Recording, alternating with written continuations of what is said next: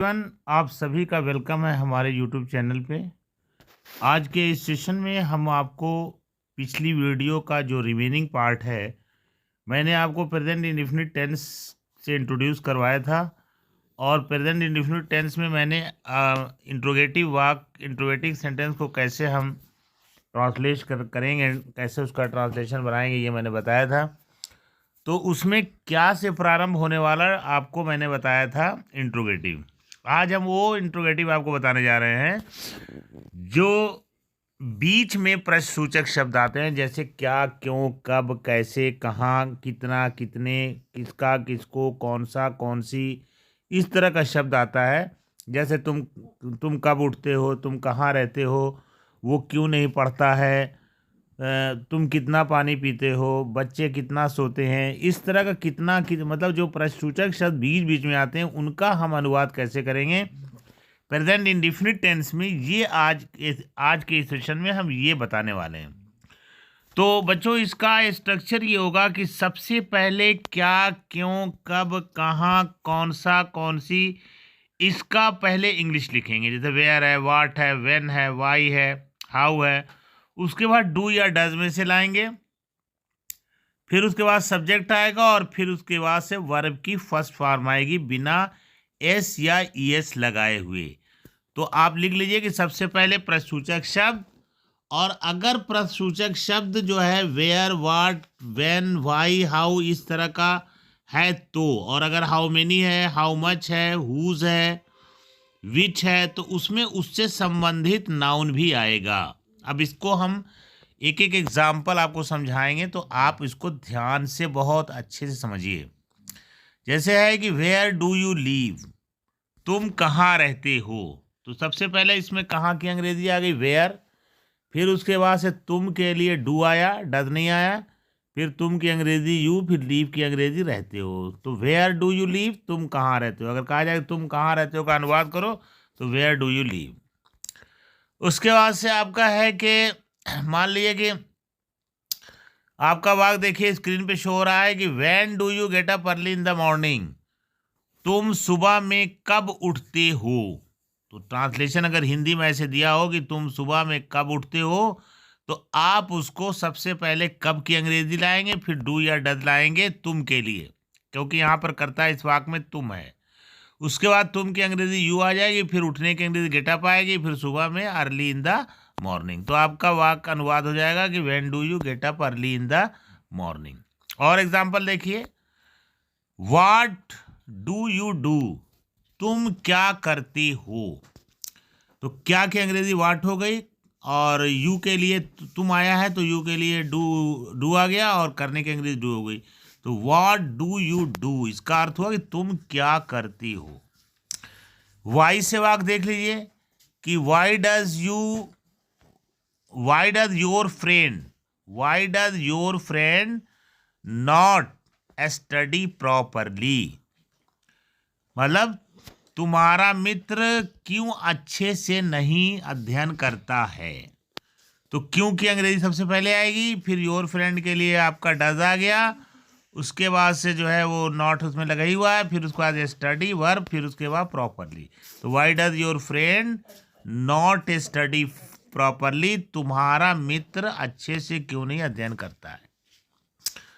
When से how से देख लीजिए, how do you learn computer, तुम कंप्यूटर कैसे सीखते हो। तो सबसे पहले इस वाक्य में कैसे की अंग्रेजी आई, फिर चूंकि वाक्य में कर्ता यू है इसलिए उसके साथ डू लगता है, डू लगाएंगे, डज होता तो डज लगाते। तो हाउ डू यू लर्न, फिर वर्ब आ गया, और फिर कि कंप्यूटर आ गया कि तुम कंप्यूटर कैसे सीखते हो।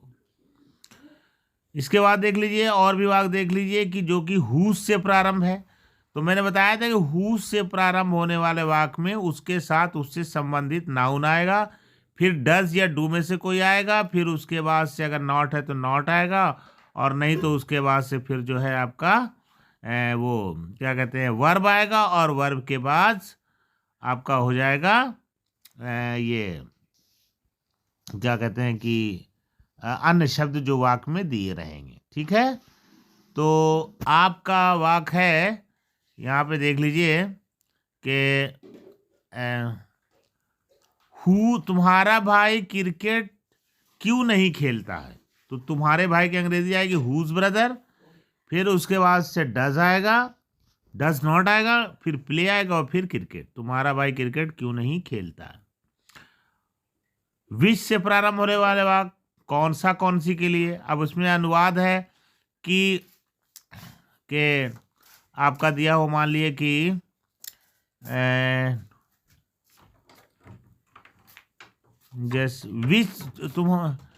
Which subject do you like most, कौन सा विषय तुम अधिक पसंद करते हो। तो विच सब्जेक्ट की सबसे पहले इंग्लिश आएगी, उसके बाद आएगी डू, फिर आएगा you, which subject do you, फिर लाइक, फिर आपका मोस्ट। उसी तरह देख लीजिए हाउ मेनी और हाउ मच से वाक्य देख लीजिए। How many toys does child play, बच्चा कितना खिलौना खेलता है। तो एक बात ध्यान रखिएगा कि हाउ मेनी का यूज हम करते हैं ऐसे वस्तु के लिए जिसको गिनी जा सके, और हाउ मच का प्रयोग हम ऐसी वस्तु के लिए करते हैं जिसको हम गिन नहीं सकते बल्कि उसको नापना पड़ता है। जैसे पानी है, दूध है, तेल है, इसके लिए हाउ मच होगा। तो how many toys does child play, कितना खिलौना बच्चा खेलता है। तो पहले कितना और खिलौना की अंग्रेजी आएगी how many toys, how many toys. फिर चाइल्ड है तो चाइल्ड के लिए डज आएगा, does child play. How much से देख लीजिए, हाउ मच का इस्तेमाल हम करते हैं वहां पे जहां कोई वस्तु गिनी नहीं जा सकती। तो how much water do you drink in the night, मतलब तुम रात में कितना पानी पीते हो। तो कितना पानी का हाउ मच वाटर आ गया, उसके बाद डू आया, फिर यू आया, फिर उसके बाद से ड्रिंक और फिर in the night.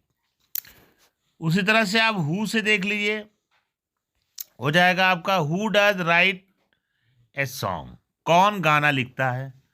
Who does right a song, who के बाद डज आएगा, डू या डज, फिर उसके बाद वर्ब और फिर उसके बाद ऑब्जेक्ट। ठीक है, तो बच्चों हमने आपको प्रेजेंट इंडेफिनिट टेंस में बताया कि जिस वाक्य, एक बार हम इसको रिवाइज कर लेते हैं कि अगर वाक्य के अंत में ता है, ते है, ती है इत्यादि आया है तो प्रेजेंट इंडेफिनिट टेंस होता है। और प्रेजेंट इंडेफिनिट टेंस का अफर्मेटिव वाक्य जो है सब्जेक्ट और सब्जेक्ट के बाद वर्ब में एस या एस लगाते हैं, उसके बाद से जो है ऑब्जेक्ट लिखते हैं। जैसे वो जाता है, वो पढ़ता है, वो सोता है, वो लिखता है, वो कूदता है, वो खेलता है, इस तरह। उसके बाद अगर जो है इसका सिंपल इंट्रोगेटिव वाक्य आएगा क्या से प्रारंभ होने वाला, तो हम डू या डज पहले लिखेंगे, फिर सब्जेक्ट लिखेंगे, फिर वर्ब की फर्स्ट फॉर्म लिखेंगे, फिर अनुशब्द लिखेंगे। अगर निगेटिव वाक्य है तो हम सब्जेक्ट एक वचनकर्ता के साथ डज नॉट और बहुवचनकर्ता के साथ डू नॉट। और मैंने ये भी बताया था कि डज नॉट और डू नॉट लगने के बाद क्रिया हमेशा, चाहे निगेटिव वाक्य हो या इंट्रोगेटिव, हमेशा जो है फर्स्ट फॉर्म में होती है। उसके बाद मैंने आपको बताया कि अगर प्रश्नसूचक शब्द आ जाते हैं, क्या, क्यों, कब, कैसे, कितना, कितने, कौन सा, कौन सी, तो उसको हम कैसे अनुवाद करते हैं। तो बच्चों आज ये प्रेजेंट इंडेफिनिट टेंस का हर तरह का वाक्य मैंने बता दिया आपको। अब ये प्रेजेंट इंडेफिनिट टेंस यहीं पर फिनिश होता आता है। तो आज की वीडियो बस इतना ही, क्योंकि अगर ज़्यादा हम दूसरा टेंस लेते हैं तो टाइम ज़्यादा लगेगा, वीडियो लंबी हो जाएगी। इसके बाद हम आपको प्रेजेंट कॉन्टिन्यूअस टेंस बताएंगे। तो बच्चों ये वीडियो अगर पसंद आई हो तो इसको आप शेयर कीजिए, सब्सक्राइब कीजिए और उसको जो है वो कीजिए, ध्यान से पढ़िए और इसको जो है लाइक कीजिए। Thank you so much for watching.